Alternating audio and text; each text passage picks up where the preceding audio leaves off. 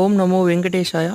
జనవరి 10వ తేదీ వైకుంఠ ఏకాదశి. వైకుంఠ ఏకాదశిని పురస్కరించుకొని 10 రోజుల పాటు వైకుంఠ ద్వారం అయితే మనకు అందుబాటులో ఉంటుంది. ఈ 10 రోజులు వెళ్ళి శ్రీవారి వైకుంఠ ద్వార దర్శనం చేసుకోవచ్చు.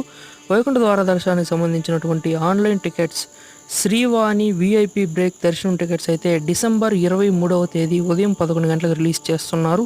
ఇది బుక్ చేసుకొని మనం వెళ్ళవచ్చు. అలాగే 300 రూపాయల ప్రత్యేక ప్రవేశ దర్శనం టికెట్స్ అయితే డిసెంబర్ 24వ తేదీ ఉదయం 11 గంటలకు రిలీజ్ చేస్తారు. ఈ టికెట్స్ బుక్ చేసుకొని స్వామివారిని అయితే దర్శనం చేసుకోవచ్చు.